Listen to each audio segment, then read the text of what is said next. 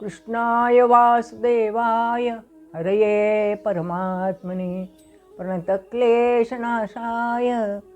गोविंदाय नमो नमः।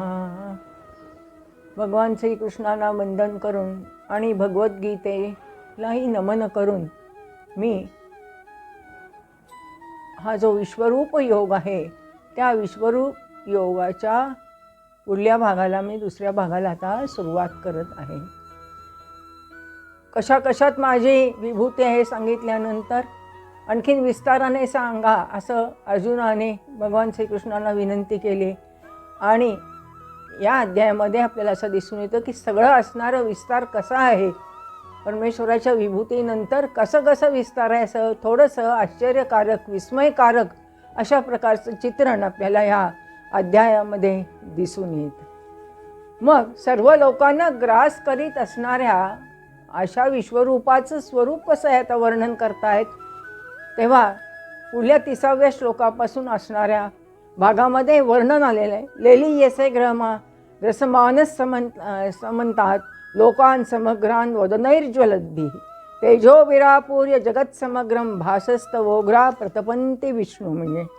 म्हणजे काय सांगितलेलं आहे की आपण त्या सर्व लोकांना प्रज्वलित तोंडाने गिळत आहोत आणि सर्व बाजूनी वारंवार चाटत आहोत। हे विष्णू आपला प्रखर प्रकाश सर्व जगाला तेजाने पूर्णपणे भरवून तापवत आहेत, भयंकर रूप धारण केलेलं आहे। आणि लेली येसे म्हणजे लसलस होणं असं ज्याला म्हणता येईल।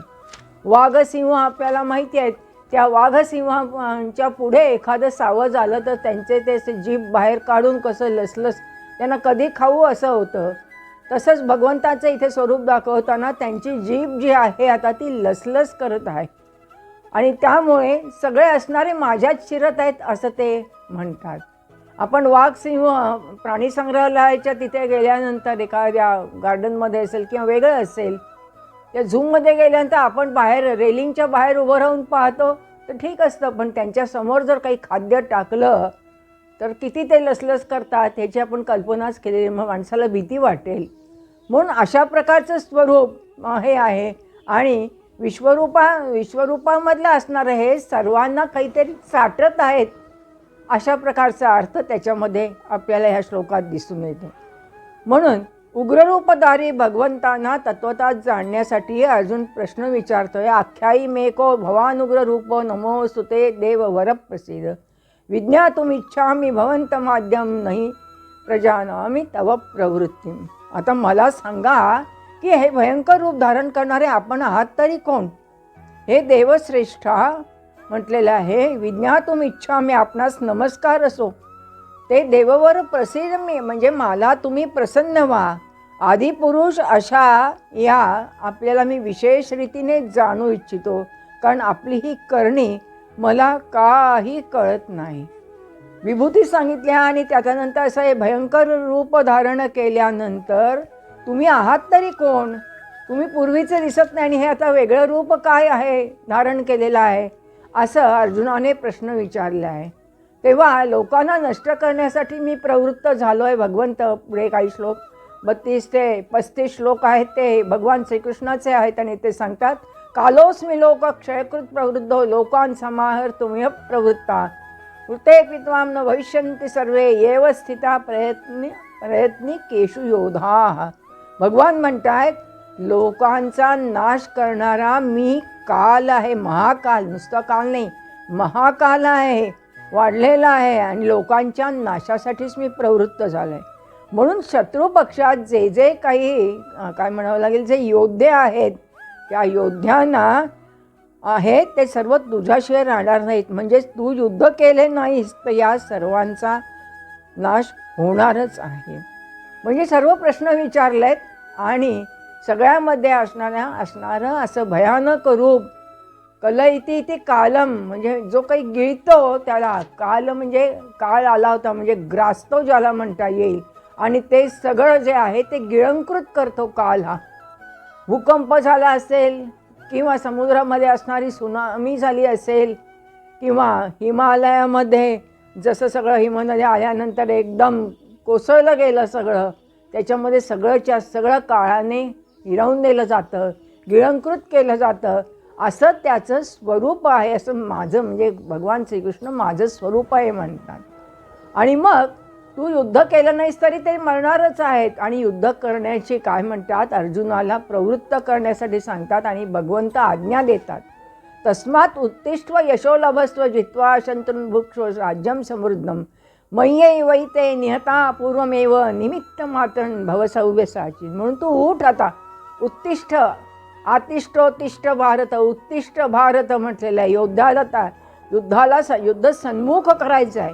अर्जुनाच्या मनातला अहंकार, मी मारतो हा अहंकार आहे आणि मला ते पाप नको आहे मारण्याचा हा अहंकार, आणि समोर असणाऱ्या द्रोणाचार्य, कृपाचार्य, भीष्माचार्य, सगळे माझे भाऊ मेवणे सगळ्यात, त्यांना मारण्याचं मला पाप नको, ममत्वभाव निर्माण झाला, तो दूर करण्याचा भगवंत प्रयत्न करतात. उठ आता, तस्मात् उत्तिष्ठ यशो लभस्व, यश मिळव, शत्रूंना जिंकून, शत्रून्भुक्ष्व राज्यं समृद्धम, आणि राज्याचा समृद्ध, नुसतं राज्य नाही, समृद्ध राज्याचा उपभोग घे. हे सर्व शूर आधीच माझ्याकडून मारले गेले आहेत. हे सव्यसाची तू फक्त निमित्त मात्र हो म्हटलेलं आहे. उत्तिष्ठ आता, हे तू आता उठ आणि युद्धाला तयार हो. तू मारलं नाहीस तरी मी यांना आधीच मारलेलं आहे. आणि कोणत्या राज्यम समृद्धम, नुसतं राज्य नाही, जे राज्य समृद्ध असतं त्याच्यामध्ये कोणत्याही प्रकारचा अत्याचार नसतो, कोणत्याही प्रकारचे असणारी खुनाखुनी, मारामारी, व्यभिचार, त्याच्यानंतर दुष्काळ, असं कोणतंही नसतं. रामराज्य हे म्हणून समृद्ध राज्य होतं असं म्हटलं जात. कौटिल्याने आपल्या अर्थशास्त्रामध्ये राज्य कसं असावं याचं वर्णन केलेलं आहे असं आपल्याला दिसून. म्हणून राज्यम समृद्धम म्हटलं, नुसतं राज्य नाही. आणि हे सव्यसाची, सव्यसाची म्हणजे काय, आपण व्यवहारात सुद्धा हा शब्द वापरतो, तो मनुष्य ना अगदी सव्यसाची आहे. हुशार माणसालाही म्हणतात सव्यसाची. याचा अर्थ असा आहे, उजव्या हाताने जे करता येतं, जे कौशल्य, मग अर्जुनाच्या बाबतीत शस्त्र धारण करण्याचं असेल, ते डाव्या हाताने हे करता येण्यासारखं असलं कौशल्य की त्या माणसाला म्हणतात सव्यसाची. बरीचशी माणसं बघा आपल्याला उजव्या हाताने आणि डाव्या हाताने लिहिणारी सुद्धा दिसून येतात, असे सव्यसाची. चित्रसुद्धा काढतात. जे अपंग आहेत, ज्यांना बोटं नाही, ते दोन्ही पायाने चित्र काढतात. अशीही उदाहरणं आपल्याकडे आहेत. असे खरे सव्यसाची आहेत. आणि यांना मारण्यासाठी तू फक्त निमित्त मात्र हो. आणि मग कसं आहे असं म्हणतात, द्रोणंच भीष्मंच जयद्रथंच कर्णं तथान्यान पियोदवीरान मया तांस्तं जयिमा व्यतिष्ठा युद्धस्व जेतासी रणे सपत्नान. काय म्हणतायत, द्रोणाचार्य, भीष्माचार्य, जयद्रथ, कर्ण आणि माझ्याकडून मारले गेलेले शूर योद्ध्यांना तू मार आता, भिवू नकोस तू आता. आणि तू शत्रूंना निश्चितच युद्धामध्ये जिंकशील. आणि म्हणून तू युद्ध कर, योधवीरान, शूरवीर योद्ध्यांना. म्हणजे काय सांगितलेलं आहे, यातले 4च घेतलेत बघा. 100 कौरव आहेत, पण भगवंतानी कोणाकोणाला घेतले, द्रोणन, भीष्म, जयद्रथ आणि कर्ण. द्रोणाचार्यांनी काय करावं लागेल, अतिशय आवडता होता अर्जुन तर शिष्य, त्यांना ब्रह्मास्त्र शिकवलं होतं, त्याचा जपून वापर कर सांगितलं होता. परंतु प्रत्यक्ष धर्मयुद्धामध्ये कुरुक्षेत्रावरचं युद्ध हे धर्मयुद्ध होतं आणि त्यामध्ये ब्रह्मास्त्राचा प्रयोग गैरमार्गाने केला, म्हणून द्रोणाचार्यांचं नाव दिलेलं आहे. आणि म्हणून आपल्याला सगळ्यांना माहिती आहे, अश्वत्थामा हतः नरोवा कुंजरोवा म्हटलेलं आहे. असं धर्माला बोलायला लावलं. अश्वत्थामा हे हत्तीचं नाव होतं आणि द्रोणाचार्यांच्या पुत्राचं होतं. म्हणून हे द्रोणाचार्य अधर्माने वागले म्हणून द्रोणाचार्यांचं आहे. भीष्माचार्यांचंही तसंच आहे. भीष्म पितामह होते, परंतु भीष्माचार्यांनी सुद्धा इतकं बाणमारांचा वर्षाव केला, सांगितलं होती मागच्या अध्यायात गोष्ट, की अर्जुन मूर्छित झाले होता आणि हातात चाबूक घेऊन धावलेले आहेत भगवान श्रीकृष्णाने. एका हाताने सुदर्शन चक्र हातात फिरते आहे. अशा पद्धतीने त्यांच्यावर ते धावून गेले. नदरी शस्त्रकर्मी गोष्टी सांगेन युक्तीच्या 4. परंतु तेवढ्यात अर्जुन त्या मूर्छित अवस्थेतून बाणांचा बडीवार झाल्यानंतर जागा झाला आणि त्याने सांगितलं, नको असं करू, पाया पडलेला आहे, माझ्यामुळे तुझी प्रतिष्ठा धुळीच मिळायला नको. म्हणून हे भीष्माचार्य, जयद्रथाच्या तर वडिलांनी शाप दिला होता की तुला कोणी मारायला आलं तर तो खाली पडेल आणि त्याच्या मस्तकाची सुद्धा तुकडे तुकडे होतील, म्हणून जयद्रथ. आणि कर्ण तर कसं आदरमाने मारलेलं. मी हे काय त्यांनी अशी प्रतिज्ञा केली होती की अर्जुनाला मारेपर्यंत मी, अर्थातच याचकाला, दानशूर होता ना कर्ण, दानासाठी प्रसिद्ध होता, म्हणून याचकाला मी परत पाठवणार नाही. हे कळल्यानंतर स्वतः इंद्र ब्राह्मण वेशाने त्याच्याकडे गेला आणि त्याची कवच कुंडलं मागितली होती. म्हणून कर्णसुद्धा द्रौपदी वस्त्रहरणप्रसंगी काही करू शकला नाही. आणि अनेक इतर योद्धवीर सुद्धा कौरव पक्षामधले शल्य वगैरे त्यांना सुद्धा असं म्हणावं लागले, तू मार, तू भिवू नको, खात्रीने शत्रूला तू निश्चितच जिंकशील या युद्धात, असं सांगितलेलं आहे. त्यानंतर पुढे संजयचा एक श्लोक आहे, एतत् श्रुत्वा वचनम केशवस्य कृतांजलिर्वेपमान किरीटी नमस्कृत्वा भूयेवा कृष्णम सगद्गतम भीत भीत प्रणम्य म्हटलेलं आहे.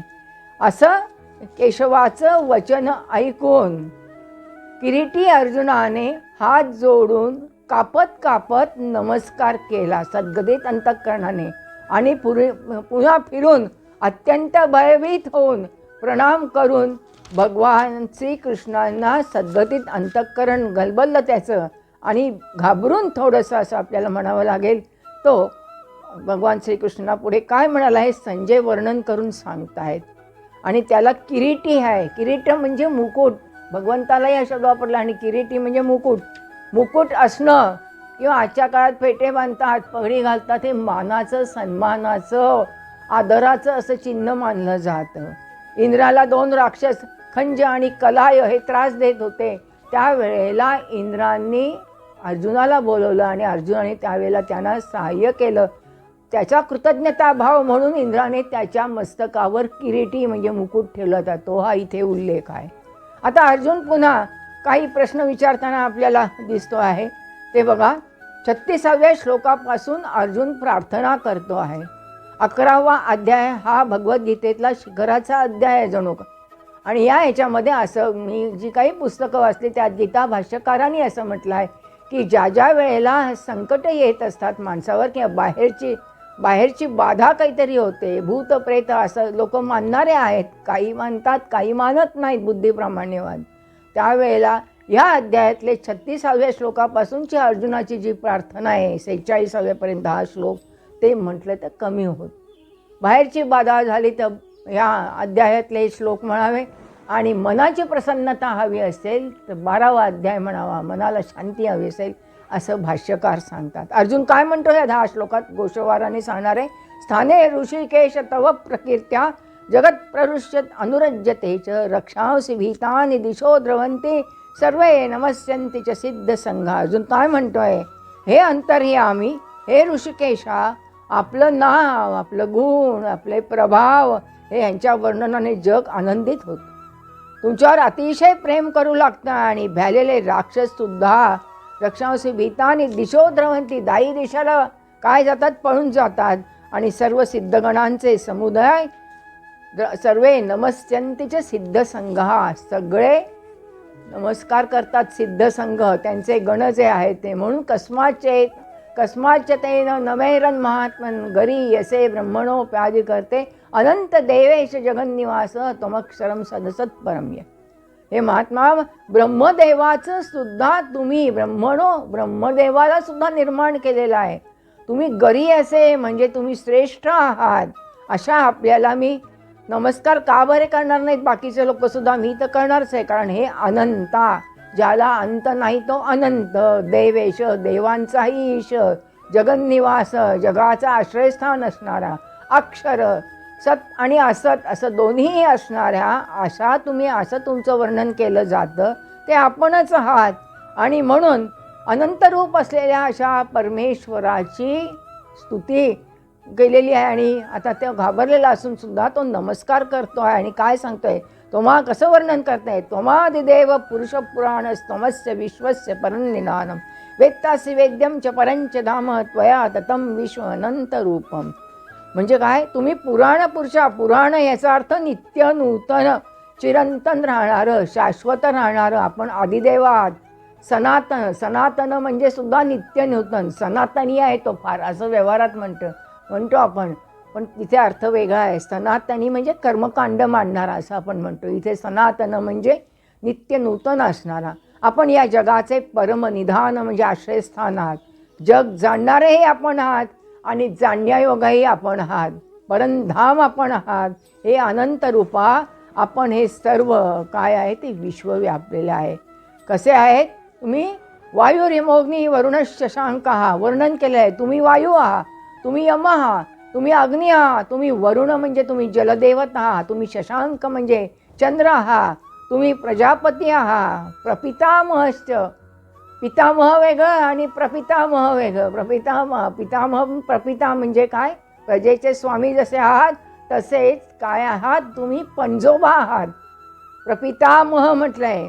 पिता, प्रपिता आणि प्रपितामह. पितामह आणि मग प्रपितामह येतं.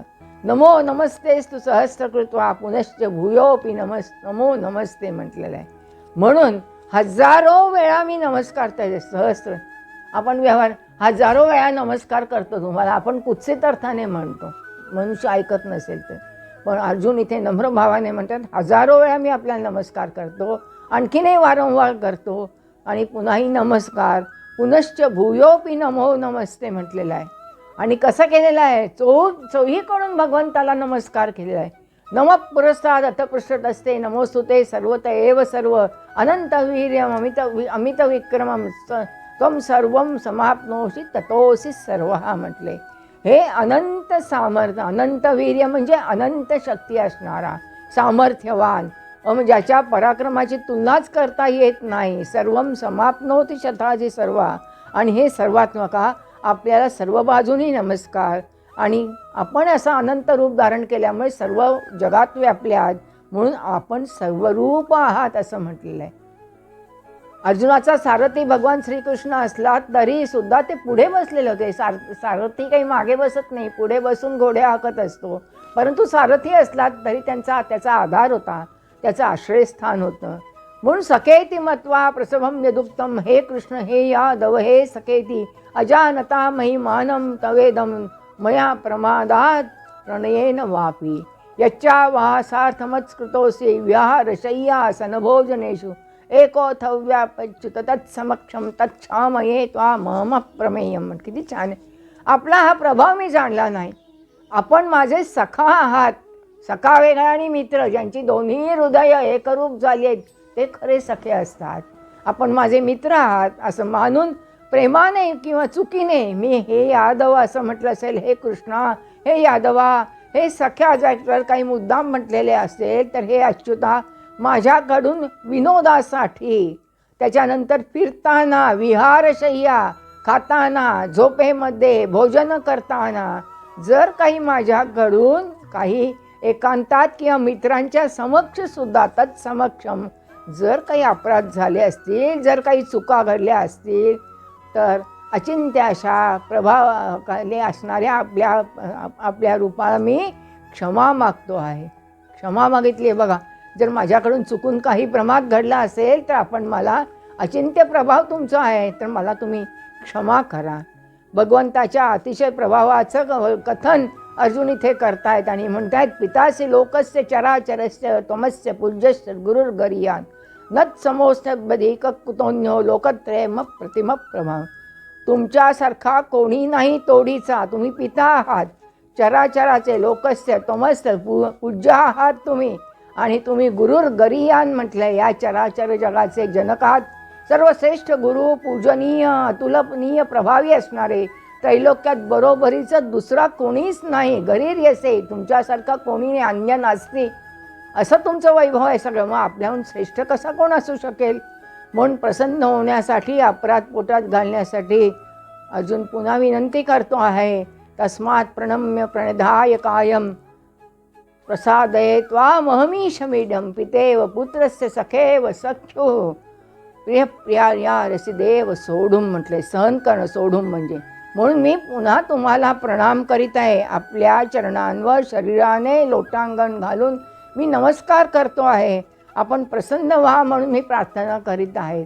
वडील जसे पितेव पुत्रस्य, पिता जसं पुत्राचं, वडील मुलाचे, सखेव सख्यो मित्र मित्राचे, पती प्रेयसीचे किंवा पत्नीचे, हे सगळे जसे आपल्या प्रियतम पत्नीचे सगळे लोक एकमेकांचे अपराध सहन करतात, तसे आपणही माझे अपराध सहन करण्यास योग्य आहात. किती नात्यातले संबंध सांगितले आहे. नात्यामध्ये सुद्धा एकमेकांनी क्षमा करावी लागते, अपराध सहन करावे लागतात, अपराधावर पांघरून घालावं लागतं. तसं माझ्याकडूनही काही अपराध घडला असेल तर आपणही सहन करा. माझ्या काही चुका झाल्या असतील तर मी क्षमा मागतोय.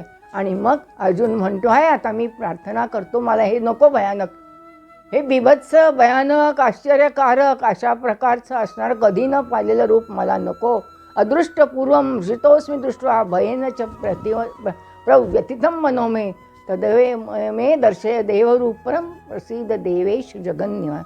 पूर्वी न पाहिलेलं असं आश्चर्यकारक रूप तुम्ही दाखवतात, त्यामुळे मला भीती वाटते आहे.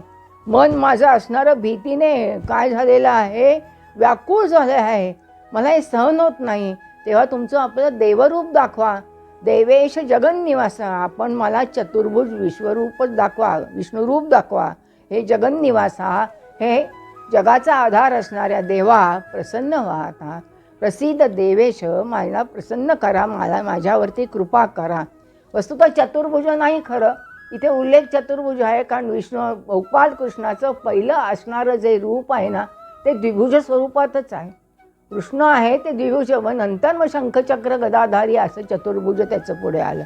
किरीटिनम गदिनम चक्रहस्तमिच्छामि त्वां द्रष्टुमहं तथैव तेनैव रूपेण चतुर्भुजेन सहस्रबाहो भवो विश्वमूर्ते. मी पहिल्यासारखेच आपल्याला मुकुट धारण केलेला शंखचक्र गदाधारी असा पाहू इच्छितो. म्हणून हे विश्वस्वरूपा, हे सहस्रबाहो, आपण मला चतुर्भुज रूपाने आता माझ्यासमोर प्रकट व्हावं. विश्वरूपाची भगवंताकडून प्रशंसा. आणि म्हणून भगवान 47 ते 49 या श्लोकात म्हणतायत, मया प्रसन्नेन. काय म्हणतायत भगवंत, मी तुझ्यावर अनुग्रह करण्यासाठी योगच्या साह्याने, योग शक्ती जी माझ्याजवळ आहे त्याच्या प्रभावाने तेजोमय सर्वांचे आदी सीमा नसलेले असे विराट आद्यम जन्मे त्वदन्येन न दृष्टपूर्वम, कोणी न पाहिलेलं असं विराट स्वरूप तुला दाखवलं. मग हे विराट स्वरूप कशाने हे करता येईल? न वेद यज्ञ, म्हणजे काय, यज्ञाध्ययनैर्न दाने न चक्रियावी न तपोबी. वेदांच्या अध्ययनाने, वेदांचा अभ्यास करून, दानाने, त्याच्यानंतर तप करून, आणि एवं रूप शक्य नहम दृकोले. तप वेदांच्या अध्ययने, यज्ञाने, शास्त्रांच्या दानाने, वैदिक कर्माने, उग्र तपश्चर्या, तपोबी उग्रे, 12 वर्ष तपश्चर्या करून हे रूपसुद्धा आहे. हे कुणालाही तुझ्या खेरीज कोणीही पाहू शकणार नाही. आणि म्हणून अर्जुनाला धीर धरून आता भगवंत चतुर्भुज रूप दाखवत आहेत. माते व्यथामाच विमूढ भाव, तू आता घाबरू नकोस, तुझ्या मनातली भीती काढून टाक, भयभूत होऊ नकोस, गोंधळून जाऊ नको. ही भीती सोडून प्रीतियुक्त अंतःकरणाने तेच माझे शंखचक्र गदाधारी रूप हे तू पुन्हा पहा. चतुर्भुज रूप दर्शन झालेलं आहे. संजयचा एक श्लोक आलेला आहे पुन्हा, इतिर्जुनम वासुदेवस. संजय काय सांगताय धृतराष्ट्राला, भगवान वासुदेवाने असं अर्जुनाला सांगून आपलं चतुर्भुज रूप दाखवलं. पुन्हा महात्मा श्रीकृष्णाने सौम्य रूप धारण केलं, त्यामुळे अर्जुनाच्या मनाला आता धीर आला. अर्जुन विचारतोय पुन्हा, दृष्ट्वेदम मानुषम रूपम तव सौम्यम जनार्दनम इदानीमस्मी संवृत्ता सचेतः प्रकृतीम गता. हे जनार्दना, आपलं अतिशय असणारं असं शांत मनुष्य रूप पाहून माझं मन आता सचेता प्रकृतीम गता म्हटलंय. आता मी स्थिरचित्त झालं आहे, माझ्या मनाला जरा स्वस्थता आलेली आहे आणि मी माझ्या मूळ स्थितीत प्राप्त झालो आहे असं अर्जुन म्हणतो. आणि मग शेवटी भगवंत पुढल्या शेवटच्या 4-5 श्लोकात सांगतात, सुदुर्दर्शमिदम रूपम दृष्टवा नसियन मम म्हटलेलं आहे. भगवान म्हणतात, तू चतुर्भुज रूप पाहिलेस, ते पाहायला मिळणार. सुदूद असं, सु इथे चांगलं नाही, फार दूरवरचं आहे, ते अतिशय दुर्लभ आहे. देवसुद्धा नेहमी आपल्या या रूपाच्या दर्शनाची इच्छा करतात.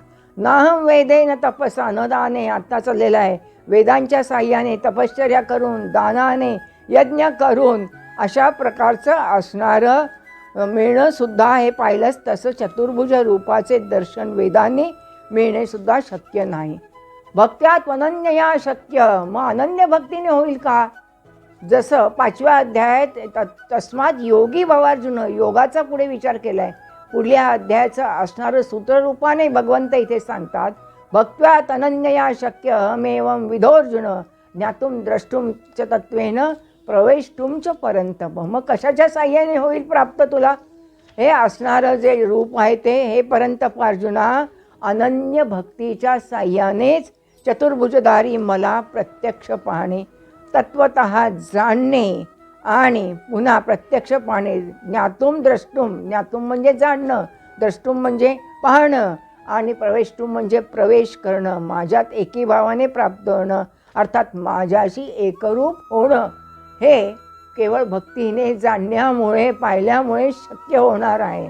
अनन्य भक्तीचं लक्षण म्हणून काय ते सांगून मग परमात्म्याची प्राप्ती होऊ शकते. संत जनाबाईचं उदाहरण माहिती आहे आपल्याला. अनन्य भक्ती होती तिची ईश्वरावर. जनाबाईची लुगडी धुतली हे गाण्यामध्ये आपण ऐकतो. शिवाय एकदा घरी आल्यानंतर मला खूप भूक लागलेली आहे असं श्रीकृष्णाने सांगितलं. पूर्वीच्या काळी संतांना ईश्वर भेटत होता, अशा कथा आहेत आपल्या, त्यांच्या चरित्रात आपल्याला दिसून येतात. तेव्हा मला काहीतरी खायला दे, मला शर्करा नको, साखर नको, तुझी भाकरीच दे मला. मी गरीब आहे म्हणली जनाबाई, मी तर नामदेवाच्या घरची दासी आहे, पण माझ्याकडे फक्त भाकरीच आहे, द्यायला काय आहे. म्हणून जिथे ज्या टोपल्यात दिसलं ते भाकरी परमेश्वर, आणि तिथे तिला सगळं हरिमयच दिसायला लागलं, विठ्ठलमयच दिसायला लागला. असा अनन्य भाव तिच्या मनामध्ये होता. अनन्य भक्ती केवळ अध्यात्माचंच असते असं नाही, तर आदर्श राजांवर सुद्धा असते. म्हणून तानाजी मालुसरे आणि बाजीप्रभू देशपांडे अनन्य निष्ठा होती शिवप्रभूंवर. 3 बार तोफेचं ऐकल्यानंतर मगच बाजीप्रभू देशपांडे खरोखर प्राणाची बाजी मारली आणि मग थांबले.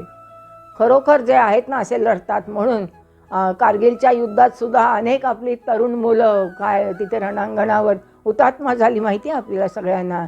आणि नंतर एके ठिकाणी मी अशा प्रसंगाला गेले होते, लाखो लोक त्या गावातले जमले होते आणि अशा लोकांना काय होतं, मुक्ती मिळते असं म्हटलं जातं. अनन्य निष्ठा होती देशाबद्दल.